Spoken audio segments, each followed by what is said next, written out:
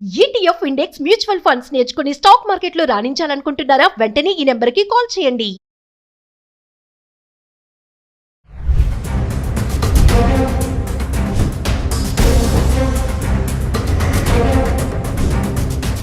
Hi hello నమస్తే welcome back to Suman TV. ప్రస్తుతం మనతో పాటు ఉన్నారు consumers welfare committee chairman Mandadi Krishnareddy గారు. సార్తో మాట్లాడదాం.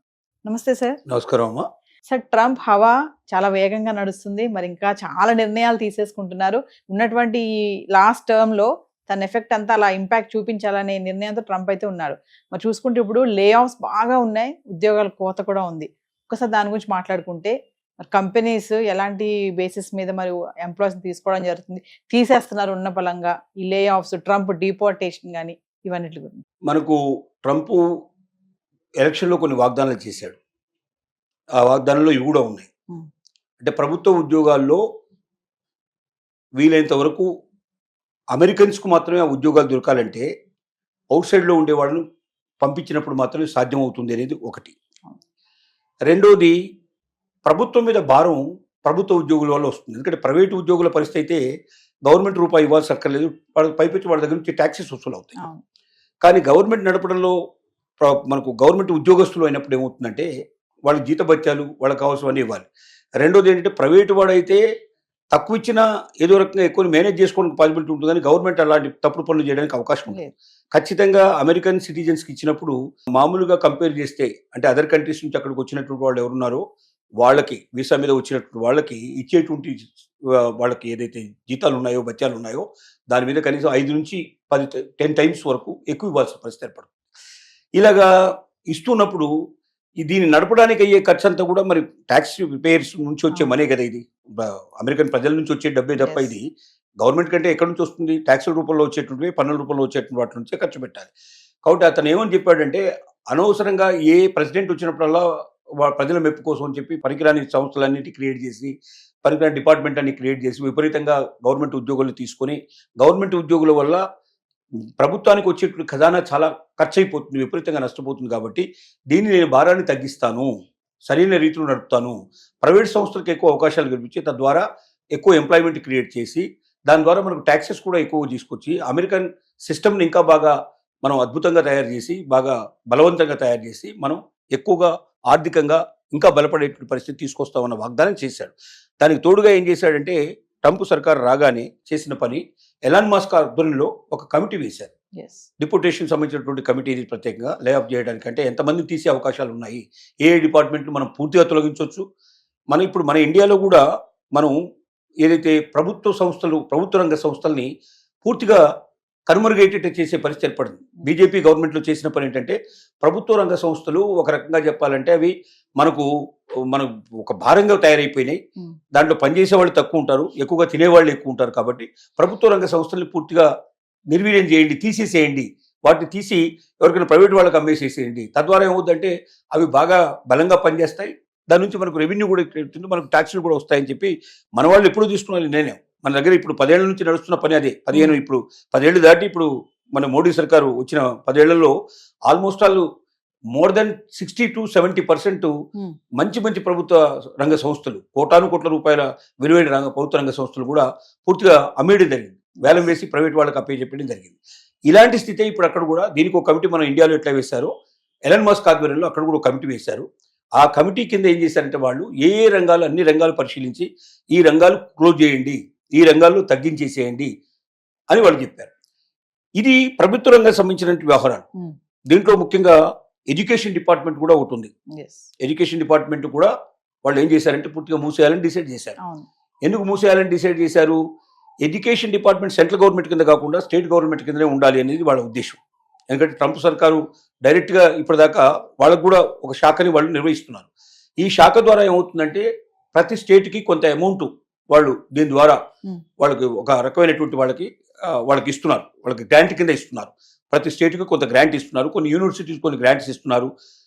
అంగవైకల్యం ఉండేటువంటి వాళ్ళు, అందులైనటువంటి పిల్లలకి చదువుకోవడానికి వాళ్ళకి అవకాశాలు కల్పించేట్టుగా కొంత గ్రాంట్ అదనంగా పోతుంది, నిరుపేదలైన వాళ్ళకి కొంత గ్రాంట్ పోతుంది. ఇప్పుడు ఎలన్ మస్క్ ఏమని వాళ్ళకి గవర్నమెంట్కి రికమెండ్ చేసిందంటే, అసలు ఎడ్యుకేషన్ డిపార్ట్మెంట్నే పూర్తిగా తీసేయండి. తీసేయడం వల్ల ఏంటి, దీనివల్ల మనకు ప్రభుత్వానికి చాలా డబ్బు మిగులుతుంది. మనం కోటాను కోట్ల రూపాయలు దీనికి మిలియన్స్ ఆఫ్ రూపీస్ మేము ఖర్చు పెడుతున్నాము. ఈ మిలియన్స్ ఆఫ్ రూపీస్ మనం మిగిల్చుకునే అవకాశం మనకు ఉంటుంది. స్టేట్ గవర్నమెంట్ అప్పచెప్పేయండి, స్టేట్ గవర్నమెంటే చూసుకుంటాయి. స్టేట్ గవర్నమెంట్ ఎప్పుడైతే నిర్వహిస్తాయో మనకు భారం ఉండదు. మనం ఎందుకు సెంట్రల్ గవర్నమెంట్ కింద మనం ఎందుకు చూడాలి అంటే అక్కడ పేర్లు వేరుగా పెడతారు అనుకోండి, స్టేట్ సెంట్రల్ అని కాకుండా డిఫరెంట్గా పెడతారు అక్కడ. కానీ ఏదైనప్పటికీ అర్థం అదే, మనకు సెంట్రల్ గవర్నమెంట్ అనేది ట్రంప్ నిర్వహించేటువంటి ప్రత్యేకమైనటువంటి శాఖలు మనం ఇక్కడ సెంట్రల్ గవర్నమెంట్ అంటున్నాం. ఏ స్టేట్కి ఆ స్టేట్ ప్రత్యేకంగా అక్కడ ఉండేటువంటి గవర్నర్స్ కింద అక్కడ ఛాన్సలర్స్ అంటారు, గవర్నర్స్ అంటారు, రకరకాల పేర్లు ఉన్నాయి అక్కడ. వాళ్ళు నిర్వహించే పద్ధతి ప్రకారంగా వాళ్ళు చేసుకుంటారు అక్కడ. దీని లోపల సిస్టంలో ఇప్పుడు ట్రంప్ సర్కారు తీసుకున్న నిర్ణయం లోపల వాళ్ళు వీలైనంత డిపోటేషన్ల కింద చాలా వరకు తగ్గించాలి. గవర్నమెంట్ ఉద్యోగస్తులు తగ్గిపోవాలి, ప్రైవేటు ఉద్యోగస్తులు పెరగాలని వీళ్ళు ప్రయత్నిస్తారు. కానీ ప్రైవేటు ఉద్యోగస్తులుగా తగ్గుతున్నారు. ఇప్పుడు ఎడ్యుకేషన్ డిపార్ట్మెంట్లో 4,100 మంది పనిచేస్తున్నారు. 600 మంది స్వచ్ఛందంగా మేము విరమణ తీసుకుంటామని వాళ్ళు పదవి విరమణ చేశారు. మిగిలిన వాళ్ళందరినీ ఏం చేయాలి? ఇప్పుడు వాళ్ళని బలవంతంగా ఇంటికి పంపించేసి వాళ్ళకి ఎంతో బలవంతంగా పంపించాలంటే డెఫినెట్గా ఒక 2 సంవత్సరాలు 3 సంవత్సరాలు 5 సంవత్సరాల శాలరీ వాళ్ళకి ముందే ఇచ్చేయాల్సిన పరిస్థితి ఏర్పడుతుంది. దాన్ని బట్టి వాళ్ళకు ఒక్కొక్కటి వాళ్ళు ఎట్లాంటి నియామకాలు ఉన్నాయో వాళ్ళకు కండిషన్స్, టర్మ్స్ అండ్ కండిషన్ ప్రకారం ఇవ్వాలి. లేదంటే ఏం చేయాలి? వీళ్ళని వేరే డిపార్ట్మెంట్లో కలిపేయాలి తీసుకెళ్ళి. అంటే ఎక్కడెక్కడ అవసరాలు ఉన్నాయో మళ్ళీ కొత్త ఉద్యోగాలు తీసుకోకుండా వీళ్ళని తీసుకెళ్ళి అక్కడ కలిపేసి చేయాలి. ఇలాంటివన్నీ వాళ్ళు చేస్తున్నారు. కానీ విచిత్రంగా ప్రైవేటు రంగాల్లో కూడా చాలా వరకు లేఫ్ జరుగుతుంది. ఒక్కొక్క సంస్థ గూగుల్ ఇంతమందిని పంపించేసింది, ఇప్పటికే ఇంకా పంపిస్తానని చెప్తుంది. అలాగే దీంట్లో రకరకాల మైక్రోసాఫ్ట్ వాళ్ళు కొంతమంది పంపించేస్తున్నారు. అంటే అన్ని ప్రైవేట్ రంగ సంస్థలు కూడా తమ యొక్క ఉద్యోగుల్ని తగ్గించుకోవడానికి ప్రయత్నం చేస్తుంది. కారణాలు ఏంటంటే దీంట్లో 2 కారణాలు ఉన్నాయి. ఒకటి ఏఐ రావడం కూడా ఒక కారణం. ఇది ఆర్టిఫిషియల్ ఇంటెలిజెన్స్ వల్ల ఏం జరిగింది? పనులు అంటే 10 మంది 100 మంది చేసే పనిని ఒకరు 10 మంది చేసే అవకాశాలు ఏర్పడ్డాయి. అంతమంది అవసరం లేదు. సో అట్లా ఫిగర్ చేయడానికి కొంతమంది అవకాశాలు ఏర్పడ్డాయి. రెండోది ఏమైందంటే ట్రంప్ తీసుకున్న నిర్ణయం వల్ల ఇవాళ వీసా సిస్టమ్ లోపల వాడికి L1 వీసా దొరికేటువంటి పరిస్థితి లేదు. వాడికి ఇంకా వేరే రకమైన వీసాలన్నీ మొత్తం కొత్తగా క్యాన్సిల్ చేసేస్తారు. ఇప్పుడు అందరూ చెప్పేది గోల్డ్ కార్డు తీసుకోమంటున్నాడు. గోల్డ్ కార్డు తీసుకోవాలంటే సుమారుగా 50 కోట్లు కట్టాల్సిన పరిస్థితి ఏర్పడుతుంది. అంత డబ్బు కట్టి ఒక్కొక్కరిని తీసుకురావాలంటే మామూలు వాళ్ళని తీసుకురాలేరు. కాబట్టి ఏం చేస్తున్నారంటే వీలైనంత వరకు మన సంఖ్య తగ్గించుకుందాం. ఎందుకంటే ఎప్పుడైతే మరి విదేశాల నుంచి మనం తీసుకురాలేమో అదే అమెరికన్స్ మనం తీసుకుంటే వీళ్ళ దగ్గర శక్తి లేదు, ఆ సత్తా లేదు. అంటే ఒకటి టెక్నాలజీ వీళ్ళ దగ్గర లేదు. టెక్నాలజీ లేని వాడిని తీసుకోవడం వల్ల ఇంకా మనకు వర్క్ పాడైపోతుంది. రెండోది టెక్నాలజీ ఉన్నవాడిని పట్టుకురావాలంటే అంత డబ్బు మనం కట్టలేము. కాబట్టి ఆ మేరకు మన బిజినెస్ తగ్గించుకుందాం. కాబట్టి వాళ్ళని ఉద్యోగస్తులు తగ్గించేద్దామని నిర్ణయించుకొని ఒక్కొక్క దాంట్లో 10%, 20%, 30% అట్లా తగ్గించుకుంటూ వస్తున్నారు. సో అందువల్ల ఒకేసారి చాలా పెద్ద పెద్ద సంస్థలు ప్రపంచవ్యాప్తంగా పేరు మోసినవి ముఖ్యంగా భారతీయుల మీదనే ఎక్కువ ఎఫెక్ట్ పడుతుంది. ఎందుకంటే భారతీయులంతా ఇంటెలెక్చువాలిటీ కానీ ఇంత ఒబీడియన్స్ కానీ వాళ్ళకి వేరే దొరకదు. వేరే కంట్రీస్లో నుంచి వచ్చే వాళ్ళకి ఇంత ఒబీడియన్స్ ఉండదు. తను పని ఎక్కువ తట్టుకొని నిలబడగలిగే శక్తి కూడా సామర్థ్యం వీళ్ళకు ఉంటుంది. ముఖ్యంగా ఎందుకంటే వేడి దేశాల్లో విపరీతమైన వేడి అనుభవించి ఉన్నారు కాబట్టి అక్కడ చలి దేశాలు సులభంగా పనిచేయగలుగుతారు వీళ్ళు. వేరే వాళ్ళకి అంత అవకాశం లేదు. కాబట్టి భారతీయులు ఎక్కువ మంది నష్టపోతున్నారు. భారతీయుల మీద ప్రభావం చాలా ఎక్కువ పడుతుంది. ఒకవైపున ప్రభుత్వ ఉద్యోగాలు తగ్గించాలని ట్రంప్ ఉన్న డిపార్ట్మెంట్లే మూసేయడానికి ప్రయత్నం చేస్తూ ఉంటే ప్రైవేటు ఉద్యోగాల మీద కూడా ఇండైరెక్ట్ గా ట్రంప్ చేసినటువంటి పని వల్ల భారం పడి ట్రంప్కు వాస్తవంగా అక్కడ ఉండేటువంటి సంస్థల్లో ఉద్యోగాలు తగ్గించాలని కోరిక అతనికి ఉండకపోయినప్పటికీ మార్గం లేకపోవడం వల్ల, వీసాకు ఇంకో మార్గం లేకపోవడం వల్ల, సులభంగా వీసాలు రావు కాబట్టి అమెరికాకు వచ్చే దారులన్నీ మూసుకుపోతున్నాయి కాబట్టి తప్పని పరిస్థితుల్లో ఇంకో మార్గం లేక అన్ని పెద్ద పెద్ద సంస్థలు కూడా ఉద్యోగుల్ని తగ్గించుకుంటూ రావడం మొదలైంది. దీనివల్ల ఎక్కువ నష్టపోయేది భారతీయులు ఎక్కువ నష్టపోతున్నారు, విదేశస్తులు ఎక్కువ నష్టపోతున్నారు. కానీ ఈవెన్ అమెరికన్స్ కూడా నష్టపోతారు.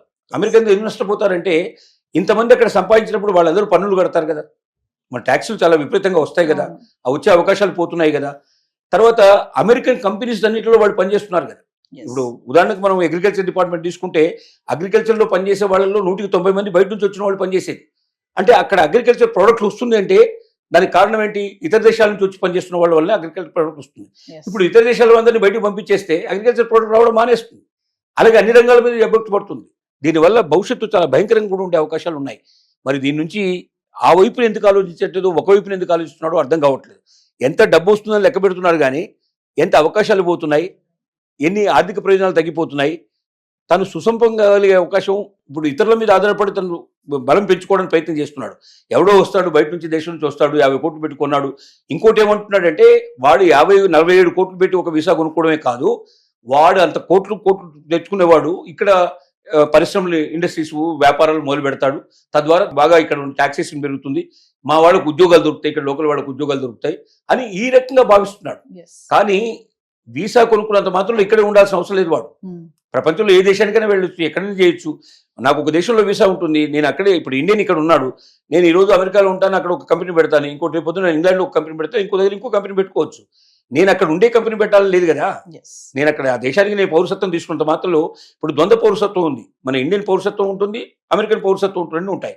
ఇక్కడ కూడా వాడు ఉపయోగించుకోవచ్చు. తొందరలోనే ఓటింగ్ రైట్ కూడా ఇస్తా అంటున్నారు వాళ్ళకి. అక్కడ ఇక్కడ రెండు చోట్ల ఓటేసే అవకాశాలు కూడా ఉన్నాయంటున్నారు. కాబట్టి ట్రంప్ ఆశిస్తున్నట్టుగా ఆ వచ్చిన వాడు ఇక్కడ పెట్టుబడి పెట్టి అక్కడ బ్రహ్మాండమైన ఇండస్ట్రీస్ డెవలప్ చేసి అక్కడ ఉన్న వాళ్ళకి ఎంప్లాయ్మెంట్ ఇస్తారన్న నమ్మకం అయితే లేదు. పైపెచ్చి ఏమవుతుంది, ఉన్న వాళ్ళని పంపించేస్తున్నాడు. ముందు ఒక్కొక్కటి దెబ్బతింటున్నాయి కదా. ఒక్కొక్క వ్యవస్థ దెబ్బతింటుకుంటూ పోయినట్టయితే చిట్ట చివరికి ఆహార పదార్థాలకు ఇతరుల మీద ఆధారపడాల్సిన పరిస్థితి, అనేక రకాల వస్తువులకు ఇతరుల మీద ఆధారపడాల్సిన పరిస్థితి, మరి వేరే దేశాల మీద ఆధారపడే పరిస్థితి అన్నప్పుడు కొంతకాలానికి అమెరికా ఆధారపడేటువంటి పరిస్థితిలో ఉండేటువంటి దేశంగా తయారవుతుంది. అవతల వాడు ఇస్తే తీసుకోగలుగుతాడు, లేకపోతే లేని స్థితికి వస్తుంది. అలాంటి పరిస్థితి కరెక్ట్ కాదేమో అని చాలామంది అతనికి చెప్పడానికి ప్రయత్నం చేస్తున్నారు. కానీ ట్రంప్ లాంటి మొండివాడు ప్రపంచంలో చాలా తక్కువ ఉంటారు, అరుదుగా ఉంటారని మనం వినబడుతుంది. అందుకే ఈ స్థితి కలుగుతుంది.